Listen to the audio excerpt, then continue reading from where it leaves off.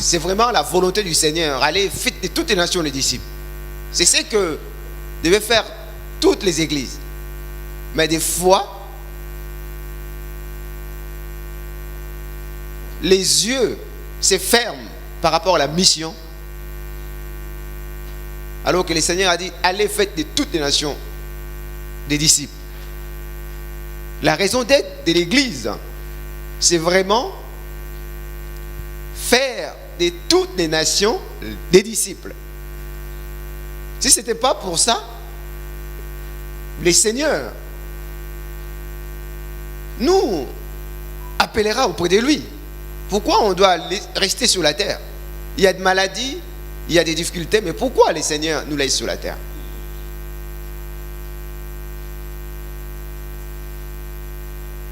Dans Matthieu 24 jusqu'au verset 14-15, la Bible dit, la terre,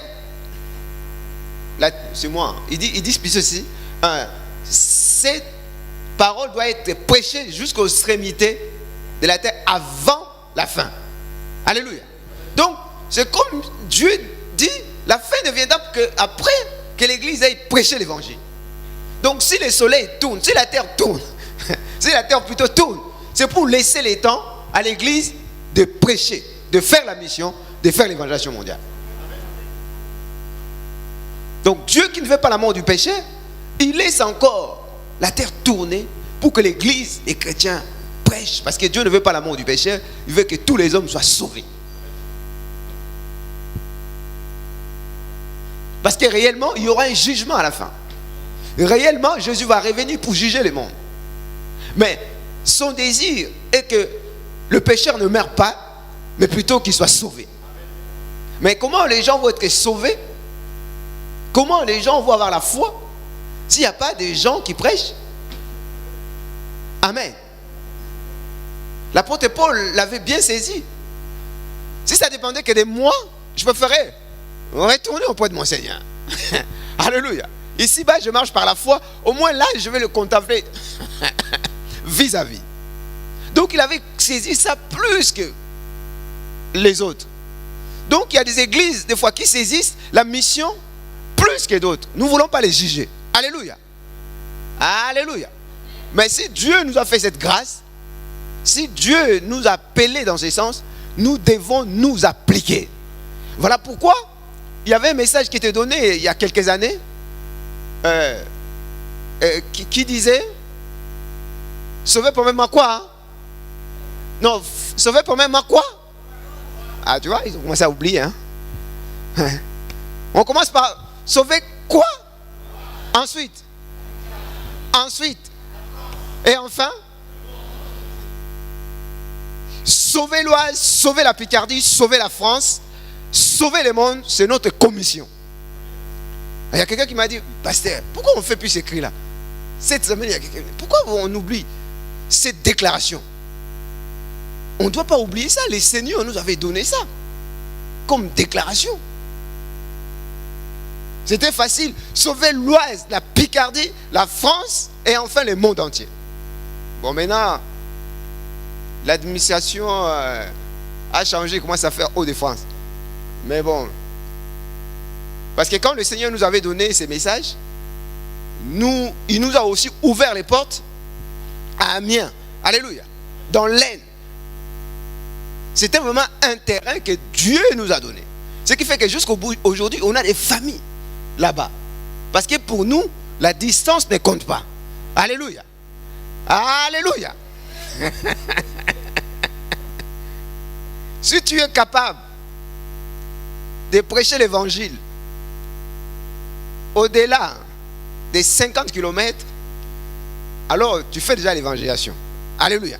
Mais si tu arrives à 80 km vers Amiens, tu fais la mission mondiale. Dis à la mission mondiale. La mission mondiale. Bon, toi tu es à quel niveau? Est-ce que toi tu es le disciple de l'église? Ou bien tu fais l'évangélisation? Ou tu fais la mission? Mais pour nous, c'est la mission et l'évangélisation mondiale. Sauver premièrement quoi? Hein? Ensuite. Et enfin. Alléluia. Même avec le découpage administratif, Les gens de Picardie, nous on est des Picards, nous on n'est pas des... Alléluia. Mais que Dieu nous fasse grâce. Il faut que ça soit imprimé en nous, afin que tous les jours, nous puissions nous en rappeler. Particulièrement en cette année où le Seigneur nous dit, nous devons reconquérir. Alléluia. Nous devons reconquérir. Parce que la réponse de Jésus à la croix est complète. Tout est accompli. Le passé, le présent, le futur sont résolus. Je ne suis pas esclave de mon passé. Alléluia. Alléluia. Mon passé va devenir une plateforme pour prêcher l'évangile. Voilà pourquoi des fois les chrétiens n'ont pas peur. Ah, moi j'étais voyou, j'étais... Alléluia. Pour aider les autres. Mais quand je deviens chrétien, Jésus a dit tout accompli. Mon passé ne peut pas me rattraper. Mon passé, je vais l'utiliser pour prévenir, pour aider les autres. Parce que le Seigneur m'a pardonné, le Seigneur m'a justifié. Et c'est très important. Et mon avenir est déjà assuré. Amen.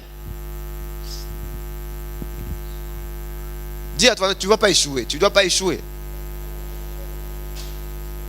Quand tu crois en Jésus, c'est Dieu qui devient ton Père. Il est le responsable de ta vie. Il suffit de s'attacher à sa parole. Il va accomplir sa volonté. Les temps présents, c'est les temps de s'enraciner. Alléluia. Les temps présents, c'est les temps de s'enraciner, de se réjouir. Dis à toi, l'évangile, c'est la réjouissance. Se réjouir. Je sais que je suis enfant de Dieu. Jésus m'a racheté. Il était mort pour mes péchés, il est ressuscité. Il est vivant, il est assis à la droite du Père. Il vit en moi par le Saint-Esprit. Là où il y a Jésus, il y a le Père. Là où il y a le Père, il y a le Saint-Esprit. Alléluia. Et là où il y a Dieu, il y a l'armée céleste autour de moi. Donc c'est une réponse complète. Mais les diables, des fois, comme je dis, ils peuvent fermer les yeux par rapport à la mission. Ils peuvent nous tromper aussi par rapport à l'héritage que Jésus nous a donné. Alléluia. Voilà pourquoi j'ai dit que c'est une réponse complète. Mais c'est à nous, après avoir écouté la parole, de pouvoir se réveiller, trouver des sujets de prière, afin que Dieu réalise, accomplisse sa volonté, son plan dans nos vies. Donc c'est une réponse complète. Mais il y a des choses que nous avons perdues. Il y a des choses que nous n'avons pas saisies. Il y a des choses que nous n'avons pas vues. Mais cette année, il s'agit de reconquérir ce qu'on a perdu, ce qu'on n'a pas vu. Alléluia. Ce qu'on n'a pas compris. Et c'est là dans tous les domaines. Amen. Et c'est là dans tous les domaines parce que la réponse de Jésus est complète. Et les deux derniers versets nous montrent ces éléments. Quand l'Église a résolu les problèmes de division, alléluia. Quand l'Église a résolu les problèmes relationnels, alléluia. Quand l'Église a trouvé une solution, et la conséquence, on a vu que les œuvres de Dieu ont commencé à se manifester. Alléluia. Même les sacrificateurs, les juifs qui étaient vraiment dans la loi, ont commencé à croire. Dieu a commencé à ouvrir les portes des disciples. Dieu a commencé à ouvrir les portes d'évangélisation. Dieu a commencé à ouvrir les portes de la mission. C'est-à-dire que s'il y a quelqu'un qui empêche Dieu de réaliser son plan, ce n'est pas Satan, ce ne sont pas les politiques. Alléluia. Souvent, c'est moi, c'est toi, c'est nous. Dis à toi, c'est nous. Qui peut empêcher Dieu? Notre Dieu est souverain. S'il a dit, Moïse, tu les sors de l'Égypte, ils vont à Canaan, c'est déjà fait. Dis à toi, c'est déjà fait. S'il a dit, passons de l'autre côté aux disciples, même quand ils dorment, s'il y a la tempête, s'il y a les vagues, c'est déjà fait. Je vais attendre, amen. Hein? S'il a dit, allez, faites de toi sur les disciples, c'est déjà accompli. Maintenant, il a besoin des gens qui vont réaliser ce projet. Mais comme il est souverain, comme c'est son plan absolu, quand nous parlons d'absolu, donc ça ne peut pas échouer. C'est le domaine de Dieu. Parce que nous ne sommes pas parfaits. Mais si c'est son mandat céleste, qui peut empêcher cela? Moi, des fois, quand je pense à ça, je regarde ce qui se passe à la télé, ce qui se passe autour de moi, je dis, Seigneur, fais-moi grâce. Parce que la responsabilité spirituelle de la France, de l'humanité, ne revient pas aux politiques, ne revient pas aux associations, mais à l'église que nous sommes. Il nous a donné la clé du royaume pour que ce que nous lions sur la terre soit lié dans les célestes. Parce que le combat n'est pas physique. Quand nous prions, le Seigneur va mobiliser son armée céleste. Le Seigneur va mobiliser ses anges. Donc jusqu'aujourd'hui, Dieu veut sauver les gens, mais avec qui? Par qui il va les faire? Amen. Amen. Jésus a tout accompli. Jésus a rendu disponible le salut pour l'humanité. Mais il y a besoin des hommes et des femmes pour que sa volonté s'accomplisse. Alléluia. Il dit dans sa parole, le ciel des cieux appartient à Dieu. La terre, il a donné ça aux hommes. Amen. Donc, lui qui est esprit, pour que ses affaires prospèrent sur la terre, il doit passer par les hommes parce que c'est lui qui a établi ces principes. De la même façon, Satan aussi qui est esprit, pour que ses affaires prospèrent sur la terre des vivants, dans ce monde physique, il faut qu'il passe par les non-croyants.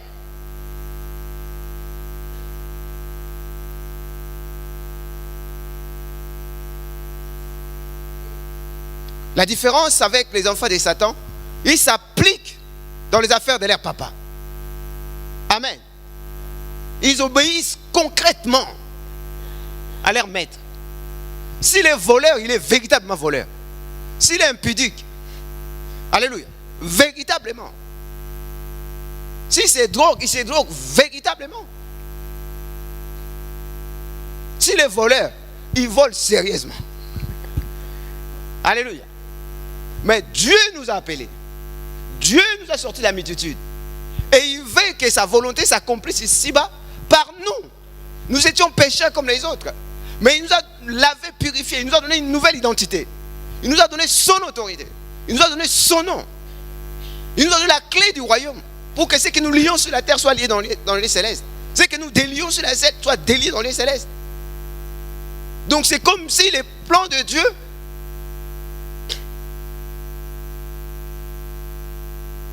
oh Seigneur, quelle grâce. Alléluia. Quelle confiance. Quelle confiance. Amen. Quelle espérance. Il a sacrifié son fils parce qu'il croit que tu peux le faire. Dis à ton voisin, il croit que tu peux le faire. Alléluia. Parce qu'il a libéré le Saint-Esprit depuis la Pentecôte. L'église a commencé les jours de la Pentecôte. Ils ont reçu une puissance surnaturelle, plus que la bombe atomique. Alléluia. Cette puissance va permettre aux hommes qui étaient faibles, qui étaient limités, de surmonter toutes leurs limites. Ceux qui étaient timides, ceux qui avaient peur, ceux qui n'étaient pas intelligents, lorsqu'ils ont reçu cette puissance, ils ont pu surmonter toutes leurs limites et ils ont bouleversé le monde. Comment 120 personnes peut changer le monde? Parce que le Seigneur est avec, parce que c'est sa volonté souveraine, parce que c'est le mandat céleste, parce que c'est son projet, parce que c'est sa volonté. La différence, eux, ils ont cru concrètement. Et ils ont adapté leur vie par rapport à la parole de Dieu. Et le Seigneur les utilisera. Amen. Et dans cette partie de la Bible que nous avons lue, nous voyons que l'église qui a commencé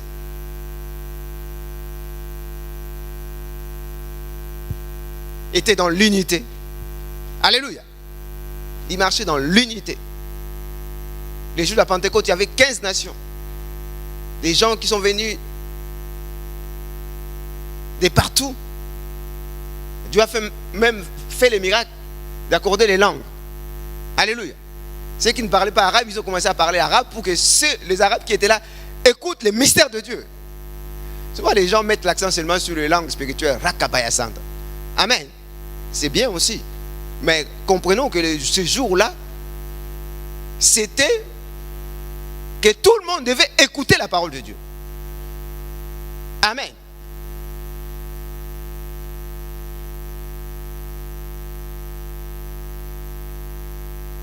Les gens qui n'ont jamais parlé français, ces jours-là, s'il y avait des Français là-bas, les Saint-Esprit leur donne les Français pour qu'ils comprennent et qu'ils disent Amen.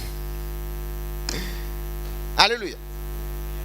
On ne met pas l'accent sur ça. Parce que la foi vient de ce qu'on attend. Ce qu'on attend vient de la parole de Dieu. Si je continue à dire Rabakaya Santa, tu ne vas pas dire Amen. Amen. Alléluia. Mais c'est un don que le Seigneur, moi, je n'en doute pas. Alléluia. Moi, je peux en parler, mais j'aime bien prêcher l'évangile. Amen. Que le Seigneur nous aide. L'église était dans l'unité. Les apôtres et les premiers chrétiens qui sont convertis, ils marchaient dans l'unité. On disait plus celui-là c'est un arabe, celui-là, mais tous étaient enfants de Dieu. Ils formaient la famille de Dieu. Ils formaient l'unité. Amen. Et ils persévéraient dans cette unité. Chacun ne disait, plus personne ne disait, toi tu es anglais, toi tu es français. Mais tous ils se considéraient comme enfants de Dieu. La Bible dit, tous ceux qui ont l'esprit de Dieu sont fils de Dieu. Amen. Tous ceux qui ont l'esprit de Dieu sont fils de Dieu. Et au verset 41, acte 2, il est écrit, ceux qui reçurent des bons cœurs sa parole furent baptisés, et en ces jours, les nombres de disciples s'augmentèrent d'environ 3000 âmes. Ils persévéraient dans l'enseignement des apôtres, dans la communion fraternelle, dans la fraction du pain et dans les prières. Ils persévéraient. Ils ne s'arrêtaient pas. Ils persévéraient. Ils étaient ensemble. Et c'est ça ce qui a touché les personnes à la naissance, au début de l'église. Comment les gens pouvaient s'aimer de la sorte? Comment les gens pouvaient être au-dessus de la culture qui régnait en ce moment-là? Pour la première fois, on a vu les esclaves avec leurs maîtres manger ensemble. Amen. C'était une honte qu'un esclave, un maître puisse manger avec son esclave. Les esclaves, c'était presque des sous-hommes. Mais parce qu'ils ont compris ce que c'est devenir enfant de Dieu, parce qu'ils ont compris ce qu'était l'identité d'enfant de Dieu, ils ont vécu, non pas selon les coutumes, selon les préceptes de ce monde, ils ont mis en pratique la parole de Dieu.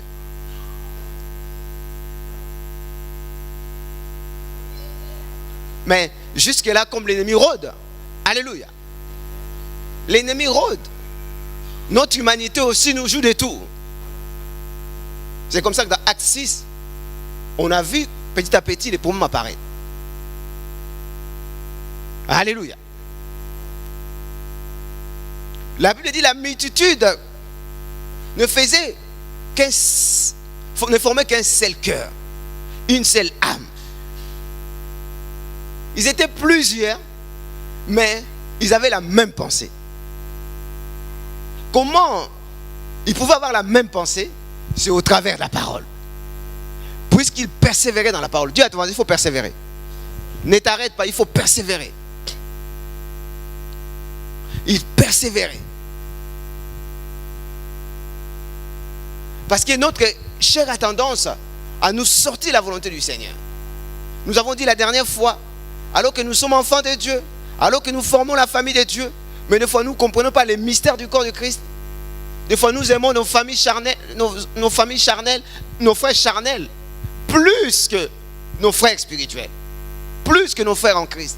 Alors que Jésus dira, qui est mon père, qui est ma mère? Alléluia. Qui est mon père, qui est ma mère? Ce sont ceux qui écoutent la parole de Dieu et qui les mettent en pratique. Ils voulaient mettre l'accent sur l'importance de la famille spirituelle. Mais souvent c'est difficile pour nous. Amen. Mais il faut persévérer pour que cette volonté de Dieu devienne une réalité pour nous. Voilà pourquoi je disais tout à l'heure, il faut m'aimer. Dis à toi, il faut m'aimer, il faut me supporter. Il faut prier pour moi. Les Seigneurs, Alléluia. C'est Joël. Il faut m'aimer, hein? Il faut me supporter. C'est le Seigneur qui nous a réunis.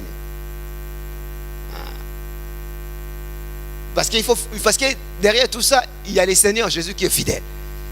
Amen. L'œuvre qu'il a commencée en nous, il va la rendre parfaite. Il va faire que nous devenons inébranlables.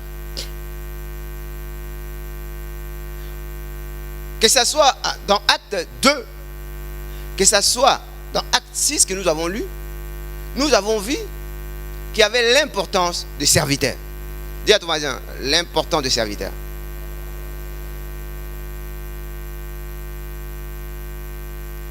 Il se fait que si les apôtres n'étaient pas là, les frères allaient se battre.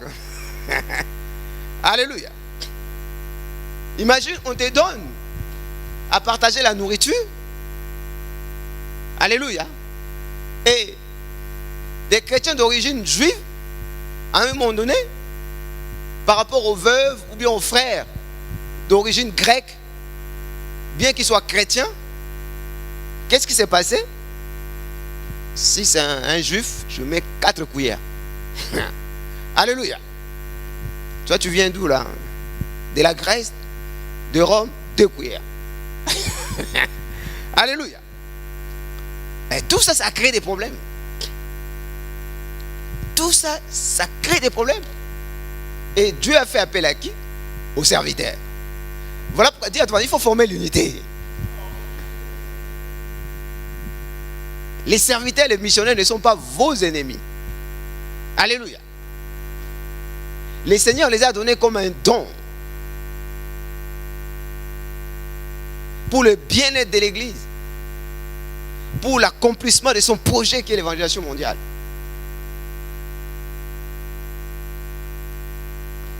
Mais les diables, mais notre chair, les diables a tendance à remettre ces choses en cause. Des fois, nous les trouvons comme, nous les considérons comme des ennemis. Alléluia.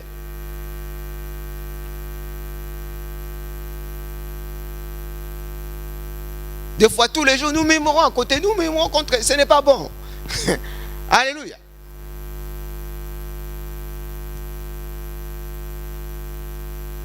Bien sûr, ce sont des humains, ils ne sont pas parfaits. Alléluia. Mais Dieu a appelé. Dis à toi, c'est Dieu qui appelle.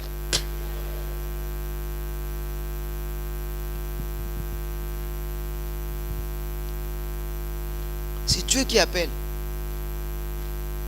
C'est comme ça que pour sortir Israël de l'Égypte, Dieu a appelé Moïse.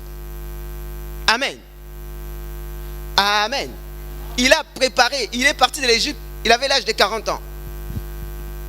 Il a préparé pendant 40 ans pour se débarrasser de la culture égyptienne. Amen.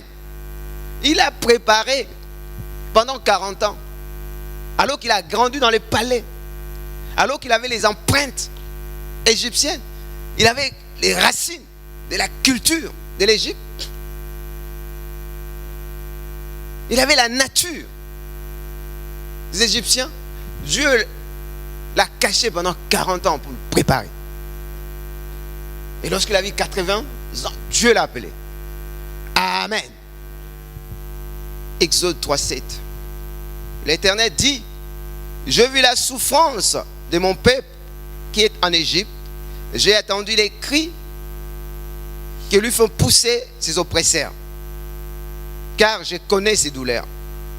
Je suis descendu pour les délivrer de la main des Égyptiens et pour les faire monter dans le pays, dans ce pays, dans un bon et vaste pays, dans un pays ruisselant de lait et de miel, dans le lieu qu'habitent les Cananéens et les autres nations. Verset 9. Voici les cris des enfants d'Israël sont venus jusqu'à moi, et je vis l'oppression que leur font souffrir les Égyptiens.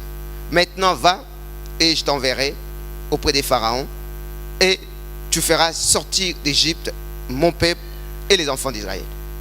Amen. Dieu l'appelle, il lui donne le projet, il lui donne le plan, il lui fait connaître sa volonté. Et comme je disais tantôt, si Dieu dit, c'est déjà fait. Dis à ton voisin, si Dieu dit, c'est déjà fait. S'il dit, passons de l'autre côté, il dort dans la barque, c'est déjà fait. C'est ni le vent, ni les vagues ne peut empêcher cette volonté de Jésus de faire passer les disciples de l'autre côté. Donc, il donne les programmes. Mais pour cela, il a besoin d'un homme. Le ciel des cieux appartient à Dieu, il a donné la terre aux hommes. Mais si c'est lui qui a établi ces principes, il doit les respecter. Donc, il faut qu'il appelle un homme. Il faut qu'il lance un appel à un homme. Viens. Voici ce que je prévois de faire. Mais si cet homme croit en cette volonté, se réjouit de ses plans, ça va permettre à Dieu de les réaliser. Allez, faites de toute façon les disciples. Si c'est la volonté souveraine de Dieu, c'est déjà fait. Mais il cherche un homme. Il cherche une personne. Dieu a créé le monde par la parole. Il soutient toutes choses par sa parole. Et il dirige l'Église et le monde par sa parole. Donc il est question. Il est question que quelqu'un se rende disponible. Quelqu'un se dise, mais voici. Bon, un jour, j'étais chrétien, en fait, je ne voyais pas vraiment mon importance. Je disais, moi, je ne suis pas chantre. Je ne suis pas chantre, je ne suis pas pasteur. Pourquoi je dois vraiment m'impliquer? Pourquoi je dois m'appliquer dans les choses de Dieu? Alléluia. Ce qui fait que j'étais là, mais je n'étais pas vraiment là. Il y a des gens qui viennent à l'église, hein, mais en fait, nous les voyons physiquement, mais nous ne connaissons pas leur cœur. Alléluia. Vous le voyez là. Mais en réalité, l'homme véritable, ce n'est pas la nature physique, mais c'est la nature divine, c'est l'homme intérieur. Alléluia. Alléluia. On peut être ici physiquement, mais en fait, nos pensées sont ailleurs. Voilà pourquoi les cultes, c'est un temps de concentration. Dis à toi, concentration. Mais vous allez voir, pendant les cultes, des fois, on chante les louanges. Quand la parole va commencer, tout le monde est là. Les sommeils ont commencé à venir. Quand on chantait, il y avait la louange, tout le monde sautait ici. Dès qu'on commence à prêcher l'évangile, il y a les sommeils qui menacent. Dis à toi, concentre-toi. Des sommeils, tu vas m'attendre à la maison. Parce que c'est un combat. Le diable sait qu'au travers du culte, nous allons recevoir des forces. Nous allons recevoir des guérisons. Parce que la parole de Dieu est puissante. Nous allons recevoir des réponses. Afin que nous ayons de l'assurance. Nous soyons des chrétiens solides. Mais voilà pourquoi il combat les cultes. Mais même des fois, il te laisse venir. Mais il essaie de te perturber. Mais il faut prier pendant que tu écoutes la parole de Dieu. Amen. Si les sommeils commencent à arriver, il faut prier. Abraham, voilà ce que je veux faire. Amen. C'est lui qui voit. C'est lui qui appelle. Même quand Israël a demandé un roi, c'est Dieu qui a dit, c'est Saoul qui sera le premier roi. Amen. Mais si Saoul n'a pas été obéissant, il a préparé David. Alléluia. Mais ce qui était fort en David, il comprenait l'importance de l'appel. Même bien, combien même, Saoul lui voulait du mal. David a dit, tu es loin de l'Éternel. Ce n'est pas à moi de te juger. Alléluia. Dieu va te juger. Dis à toi, Dieu juge toujours. Il ne faut pas jouer vraiment avec mon Dieu. Amen. La Bible dit, si tu veux faire la guerre, tu sais que la personne en face est beaucoup plus fort. Il a plus de soldats, il faut réfléchir. Amen. Si tu veux construire une maison, il faut vraiment savoir que je vais arriver jusqu'au bout. Donc quand toi tu viens au Seigneur, il faut réfléchir. Tu ne viens pas devant un homme.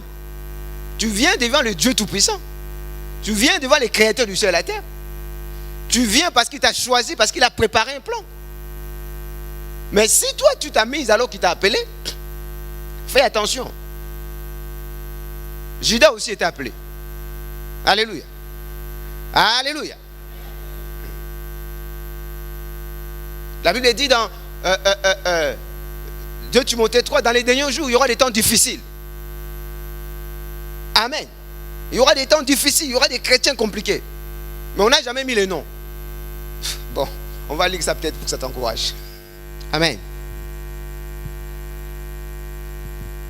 Ce sont des choses qui sont écrites, on n'a jamais mis les noms. On savait que Jésus allait être vendu. On a même dit la pièce, le nombre de pièces, 36. Alléluia. Mais on n'a jamais dit par qui cela allait s'accomplir. Mais la Bible dit que si c'est tombé sur Judas, c'est parce qu'il avait une attitude qui n'était pas correcte. Alléluia. Et même, il se frustrait lorsque cette femme est venue avec un parfum de valeur déversé sur Jésus-Christ. Amen. À cause de ses comportements et de ses attitudes, alors il fit celui qui devait vendre Jésus-Christ. Même quand tu viens à l'église, la Bible dit des paroles qui sont d'autres qui sont déjà accomplies, d'autres qui sont en accomplissement, d'autres s'accompliront demain. Mais Dieu est juste. Dieu est juste. Alors que tu viens, il faut venir avec les deux pieds. Il ne faut pas être tiède. Tu étais païen, tu vivais comme tu voulais. Tu faisais les affaires de Satan. Maintenant, tu deviens enfant de Dieu. Il faut s'appliquer dans la volonté du Seigneur. Ça passe par la connaissance. Il faut avoir un temps avec Dieu. Il faut avoir la prière. Il faut écouter la parole. Il faut méditer la parole. Entre les deux, le diable va le savoir. Amen. Et il peut passer par toi pour nuire à l'église, pour briser l'unité de l'église. Tu vas avoir des raisonnements. En fait, ce sont des raisonnements humains. Mais Dieu appelle. David a dit, je ne peux pas toucher à loin de l'Éternel. Dieu lui-même va s'occuper de lui. Amen. En cette année de reconquête, bien aimé dans les Seigneurs, si dans Acte 6, comme ils ont résolu leurs problèmes, ils ont restauré l'unité, les Seigneurs vont nous étonner. Dieu il va nous étonner. Ah, en fait, j'étais là, j'écoutais, étonné. L'ancien Gabriel dit ça, c'est rien. La Bible dit tout ce qu'il fait est étonnant. En son niveau, ce n'est même pas étonnant parce qu'il est Dieu. Mais c'est nous, parce que nous sommes humains, ça doit toujours nous étonner des fois. Mais dans le psaume 126, la Bible déclare, lorsque Israël a ramené les enfants d'Israël à Jérusalem, il dit, nous étions comme ceux qui font un rêve. Alléluia. Ça nous dépassait. Est-ce que vraiment nous sommes revenus? Tous ceux qui étaient déportés, les Seigneurs leur avaient dit, vous partez, je vais vous faire revenir. Mais quand cette parole s'est accomplie, ils étaient étonnés. Il dit, est-ce que vraiment on est rentré? Il a commencé à toucher les rois. Il a commencé à toucher les personnes pour que sa volonté s'accomplisse. Parce que la volonté de Dieu s'impose aux humains. La volonté de Dieu se pose à toute sa création, ses créatures. Mais même pour les faits, il a eu besoin d'Esdras, il a besoin de personnes qui lui ont permis pour les réaliser. Et tous ceux qui ont servi les seigneurs, Dieu les a bénis. Dieu a béni leurs enfants, leurs petits-enfants. C'est une bénédiction historique. Dis à toi, historique. Alléluia. Comment tu peux jouer avec ça? Moi, quand j'ai compris tout cela, j'ai compris ça. Les restes, c'est la boue. Amen. Rien ne me trouble. Rien ne m'impressionne. C'est Jésus seul qui m'impressionne.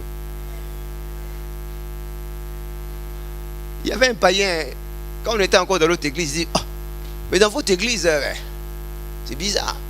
Moi, j'ai mis vraiment des verchasses, mais personne n'a fait une remarque. Alléluia. Avec cette chemise-là, quand je suis dans le monde, tout le monde dit, ah, mais là, vraiment, je viens, personne ne remarque. Dis à ton voisin, tu ne nous impressionnes pas. Alléluia. Personne ne nous impressionne. Nous, nous sommes impressionnés que par Jésus. Alléluia. À quoi ça te servira tout cela? Tu vas finir en enfer si tu ne crois pas en Jésus. Il y a une sœur ici qui est infirmière, il travaillait dans les services de soins palliatifs. Il dit, pasteur, il faut voir les gens quand ils commencent à voir la mort venir. Il dit, mais je n'ai jamais vu ça. Les gens commencent à crier, ah! Parce que quand ils sont quand ils sont au bord de la mort, Dieu leur ouvre les yeux, ils sont capables de voir le monde physique et ce qui les attend. Ah non, je ne vais pas mourir. Ah non, c'est trop tard. Il n'y a plus de prédicateurs. On t'a prêché, toi tu voulais le verset, tu peux maintenant justifie-toi devant le Seigneur. Amen. Il ne faut pas mettre l'accent trop sur l'apparence. Amen. Les hommes soignent beaucoup l'homme extérieur. Leur nature extérieure. Mais il faut vraiment prendre soin de notre homme intérieur, de notre navigue divine. Nous sommes faits à l'image de Dieu. Alléluia. Mais quelque part, nous devons comprendre quand est-ce que les choses ont commencé. Le diable a trompé l'homme. Et c'est comme ça que les problèmes sont revenus. Alors qu'il avait tout préparé. Alors que Dieu est pour l'unité. L'unité. Dieu a choisi l'unité. Dieu est pour l'unité. Mais le diable, lui, il vient pour diviser, il vient pour séparer. Dieu donne une parole à Abraham. Dieu donne une parole à Paul. Dieu donne une parole à Moïse. Dieu donne une parole à Abraham. Genèse 12. Je ferai de toi le père de la multitude. Je donnerai une terre. Ceux qui te béniront seront bénis. Ceux qui te maudiront seront maudits. Alléluia. Par ta descendance, toutes les nations du monde seront bénies. Donc Dieu, quand il appelle, il a déjà tout préparé. Dis à toi, Dieu a déjà tout préparé. Mais comment tu vas connaître ça? Au travers de la parole de Dieu. Au travers de la Bible qu'il nous a laissé comme cadeau. C'est là où tu vas découvrir les plans du Seigneur. Si tu es chrétien, tu ne maîtrises pas la parole, comment ta foi va être solide? Tu vas prendre tes pensées comme étant les pensées de Dieu. Alors que Dieu, en Jésus-Christ, il a tout préparé avant de t'appeler. Il lui a dit, tu vas dominer sur tout. Alléluia. Multipliez-vous. Dieu donne toujours les programmes. Mais est-ce que nous croyons? Est-ce que moi je crois? Mais derrière tout ça, les diables rôdent pour nous faire douter de la parole de Dieu. Est-ce que réellement Dieu a dit? Amen. Quand Dieu nous donne la parole, nous sommes responsables. Dis à ton voisin, tu es responsable. Il a appelé Adam, il lui a donné la responsabilité. Donc la responsabilité de chacun devant la parole que nous écoutons. Et Adam a écouté, mais sa femme lui a fait des yeux doux. Alléluia. Et il a fini par manger. Dieu veut un responsable par rapport à son alliance, par rapport à sa parole.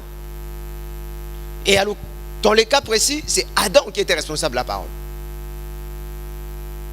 Parce que pour le Seigneur, c'est lui qui est le chef de l'alliance. Alléluia. Alléluia. C'est lui qui est le responsable de la famille. Dis aux frères, vous êtes responsable. Il ne faut pas fuir votre responsabilité. J'ai vu un monsieur qui disait, ah, moi c'est mon côté femme, mon côté femme. Ah, je dis, oh, t'as un côté femme? Ou non, ce côté-là, c'est ce côté femme. Je dis, ah bon? C'est Dieu qui nous a créés, hommes et femmes. Alléluia. Nous sommes différents, il faut l'admettre. Ah, si on commence à dire que nous sommes de côté femme, c'est difficile. Hein? Il ne faut pas écouter ça. La foi vient de ce qu'on attend vient de la parole de Dieu.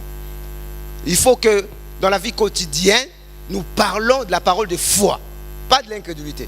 Même si autour de nous, mais il faut faire toujours attention. Alléluia.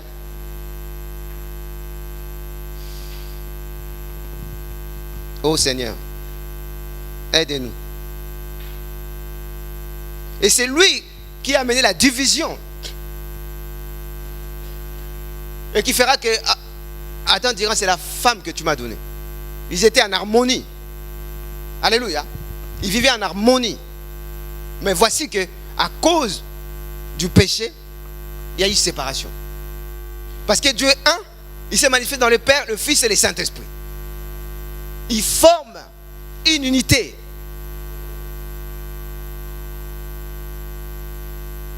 Et l'Église, qui vit comme le corps de Christ, doit former l'unité. C'est Jésus qui est le chef et nous sommes les membres. Amen. Amen. Mais c'est Jésus appelle les hommes. Il nous a tous appelés. Dis à toi aussi tu es appelé. Toi aussi tu es appelé. Amen. Mais puisque l'église, dans l'église, il doit y avoir de l'ordre. Il a appelé les gens comme pasteurs. Alléluia. Mais nous sommes complémentaires. Mais pour qu'il y ait l'ordre, pour qu'il n'y ait pas les désordres, il donne la responsabilité à une personne. C'est une fonction. Mais il faut que l'église accepte ça.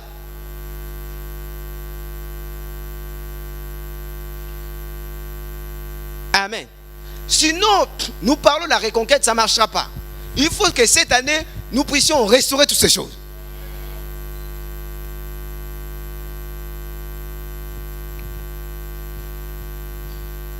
Il a appelé David, il a mis des soldats géants autour de lui. Amen. L'armée de David, c'était terrible. Hein? Amen. C'était des guerriers. Mais ils ont dit, nous avons compris que c'est Dieu qui t'a appelé. Nous sommes là. Alléluia. Nous sommes là pour que les projets de Dieu se réalisent au travers de ta vie. Quelle fidélité. Des fois, David, dans un caprice, il dit, je vais seulement boire l'eau de source qui est au-delà du camp des Philistins, des camps des ennemis. Alors, quelqu'un peut aller me chercher de l'eau. Au péril de leur vie, la fidélité des soldats de David, ils ont traversé les camps de l'ennemi, ils ont ramené l'eau.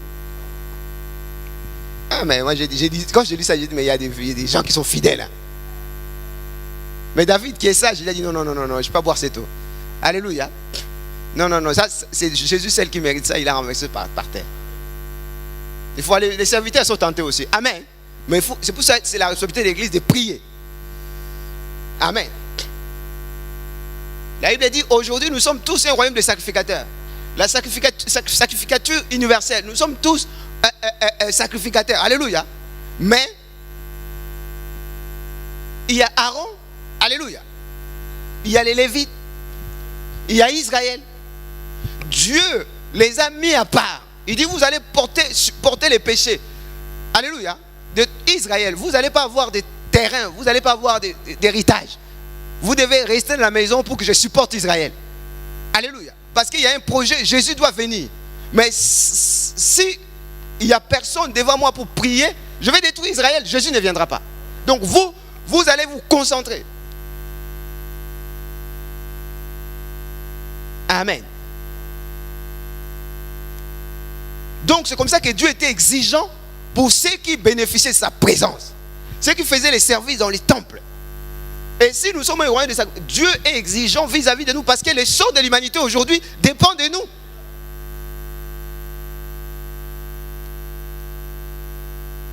Comme Israël autrefois. Aujourd'hui, c'est l'église, ce sont les chrétiens. Il dit, vous restez là. Vous ne devez pas être comme tous les autres Israélites. Parce que vous avez le privilège de venir dans ma présence. Amen. Oh Seigneur, aide-nous. Ma prière est que cette année, nous puissions restaurer toutes ces choses. C'est le diable qui vient pour égorger, détruire, voler. Mais Jésus est là pour que nous puissions former l'unité.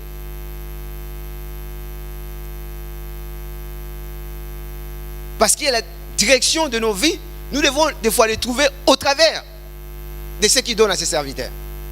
Mais souvent les chrétiens ne considèrent pas les serviteurs. Amen. Nous, des fois, nous venons seulement les dimanches, nous venons seulement les mardis, mais les serviteurs sont là tout le temps, 24 heures sur 24. Amen. Il y a eu un deuil à Beauvais, une sœur de l'église. Mais nous, on était obligés des fois de partir. Alléluia. Mais des fois, quelques responsables de l'église peuvent partir. Amen. Mais des fois, nous, il faut qu'on soit là. Nous participons aux enterrements. Nous beaucoup de choses que le Seigneur fait au travers des serviteurs de Dieu. Ils sont là pour vous. Ils sont là pour vous. Dis à ton voisin, ils sont là pour vous. Dieu les a donnés comme un don à son peuple. Ma prière est que cette année, tu puisses rentrer dans ces mystères. Amen. Et que nous puissions former l'unité autour du pasteur. Ma prière est que tous les fidèles de l'église tous les responsables de l'église, les chantres, alléluia, tous les leaders, en tous les serviteurs. Amen. Amen. En tous les serviteurs. Nous servons Dieu au travers de ces serviteurs. Parce que si tu sers l'homme, quand le pasteur ne veut pas dire vraiment te féliciter, tu vas arrêter. Amen. Mais si tu sers Dieu, tu ne vas pas vraiment voir ça. Sinon, tu auras la réponse des hommes. Il faut servir Dieu. Dieu, il faut servir Dieu. Que le Seigneur nous fasse grâce. Et la responsabilité de l'église, c'est aimer les serviteurs. Amen. Nous allons lire.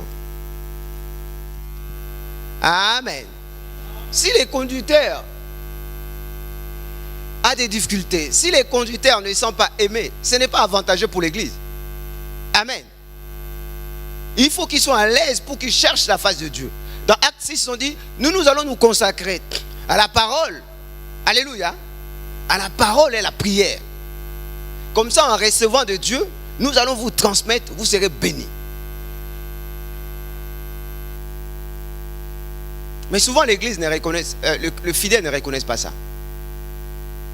Moi, je me rappelle, un jour, on avait une réunion de responsables. Alors, on discutait sur le budget de l'église, sur les projets de l'église. Alors, les responsables de l'église parlaient de tout, comment payer les loyers, l'électricité. Et dans les calculs de budget, ils n'avaient rien prévu pour les salaires du pasteur. Amen. Alors, il y a un frère qui s'est levé, mais comment? Nous sommes en train de calculer les budgets. Il faut intégrer. Alléluia.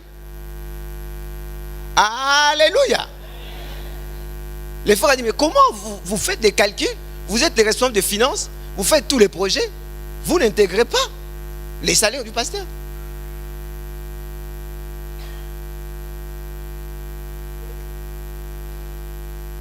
Et je me rappelle, c'est passé à ce frère-là, il n'a pas voulu rester dans l'assemblée des responsables. Il a dit, ça, ce n'est pas des responsables de l'église. J'ai dit, tous les responsables de l'église, tous les fidèles, les chantres, nous devons vraiment être derrière les serviteurs. Nous devions les entourer. Alléluia. L'apôtre Paul, quand il prêchait, il a été menacé, il a été lapidé, les disciples sont venus l'entourer. Amen. Ils sont venus les protéger. Il faut que tu penses que si la volonté du Seigneur, c'est faire l'évangélisation mondiale, si Dieu t'a planté ici, c'est pour que, selon l'appel qu'il t'a donné, tu puisses agir de façon que le corps de Christ, particulièrement l'église locale, la grâce de l'Éternel, puisse atteindre les projets de Dieu. Si c'est une église missionnaire, c'est une église d'évangélisation mondiale, que ces projets que Dieu a mis au travers de son serviteur puissent se réaliser. Alléluia. Dis à ton voisin, tu es important, tu es important. Et quand tu donnes les offrandes, quand tu donnes les dîmes, il faut avoir tout ça dans la tête. Ça va permettre à ce que nous payons les loyers, ça va permettre à ce que nous puissions répondre aux besoins de l'église.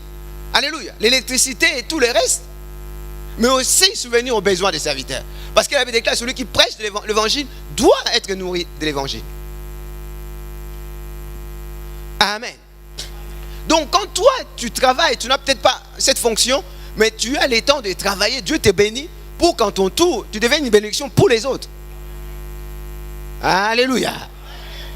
Alors à partir d'aujourd'hui, si toi, tu ne donnais pas les offrandes, dis si tu ne donnais pas les offrandes, alléluia, dis à toi, si tu ne donnes pas l'offrande, il faut trouver la raison. Il faut soutenir la mission.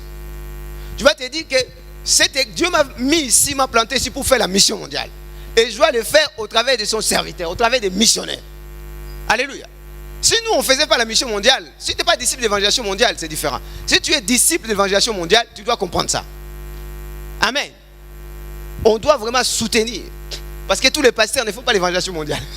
Alléluia. Mais il y a des gens qui font pas, il y a d'autres qui ne font pas l'évangélisation mondiale.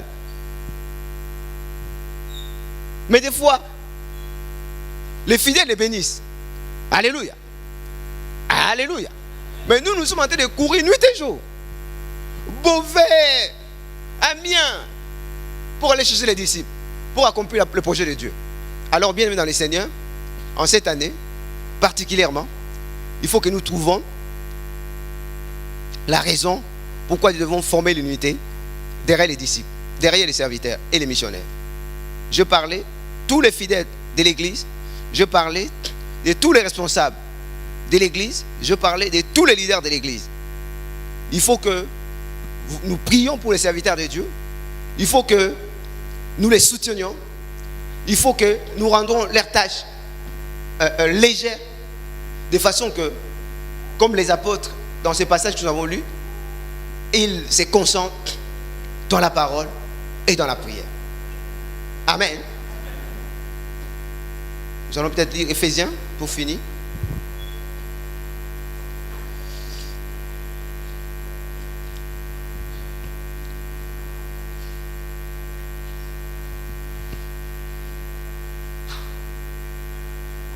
Verset 4, il est écrit, chapitre 4, verset 1er. Je vous exhorte donc, moi, les prisonniers dans les Seigneurs, à marcher d'une manière digne de la vocation qui vous a été adressée, en toute humilité et douceur, avec patience, vous supportant les uns les autres, avec charité, vous efforçant, dis à ton voisin, vous efforçant, de conserver l'unité de l'esprit par les liens de la paix. Alléluia. Si nous formons un seul corps, si nous avons la même pensée, la paix va régner. Mais si nous avons des pensées qui diffèrent, l'unité de l'esprit ne se manifestera pas. Nous pouvons peut-être former l'unité physique, mais spirituellement, nous ne sommes pas un. Mais nous devons former l'unité. Alléluia. De façon qu'à cette année, la réponse qu'il a donnée à l'église, dans Actes 6, on a vu les portes d'évangélisation, les portes des disciples s'ouvrir, que cette année, Dieu aussi permette que les œuvres de Dieu se manifestent au milieu de nous. Au verset 11, toujours dans ces passages, il a donné les uns comme apôtres, les autres comme prophètes, les autres comme évangélistes et les autres comme pasteurs et docteurs, pour le perfectionnement des saints. Qui sont les saints? Ouais. En vue de l'œuvre du ministère et de l'édification du corps de Christ. Le corps de Christ, c'est l'église que nous sommes. Jusqu'à ce que nous soyons tous parvenus à l'unité de la foi et de la connaissance du Fils de Dieu, à l'état d'homme fait à la mesure de la stature parfaite de Christ. Alléluia. C'est Christ qui est notre modèle. La parole que nous écoutons, que nous recevons, va nous permettre de grandir, va nous permettre d'être guéris, afin que nous puissions ressembler de plus en plus en Christ. Verset 14. Afin que nous ne soyons plus des enfants flottants et emportés à tout vent des doctrines par la tromperie des hommes, par les ruses, dans les moyens de séduction, mais que professant la vérité dans la charité, nous croissions à tous égards en celui qui est le chef, Christ. C'est de lui et grâce à tous les liens de son assistance que tous les corps bien coordonnés et formant un solide assemblage tirent son accroissement selon la force qui convient à chacun de ses parties et s'édifie lui-même dans la charité. Amen. Amen. Nous voyons que nous devons demeurer dans l'unité. Dans Matthieu 12, Jésus a guéri, a délivré une personne. On lui dit, c'est par Belzéboul que tu as guéri cette personne. Il a dit, mais si Satan chasse Satan, son royaume va être détruit. Amen. Et le corps de Christ n'est pas divisé. Les uns disent, je suis d'Apollos, d'autres disent de Paul. Mais Christ n'est pas divisé. Alléluia. Nous devons donc veiller à ce que cette unité demeure. Nous devons nous aimer. Nous ne devons pas regarder nos propres intérêts. Nous ne devons pas regarder mon succès, ma réussite, mon intérêt. Mais nous devons aussi considérer les intérêts des autres. Nous devons regarder les uns les autres plus grands que nous. Le monde nous crée des problèmes. Mais ça ne doit pas être le cas dans l'église. Alléluia. Et si nous marchons dans cette volonté, Dieu n'aura pas le choix que de nous bénir, parce que c'est sa volonté que le monde soit sauvé, l'évangélisation mondiale s'efface, la mission s'efface au travers de l'église qui est son corps. soit loué.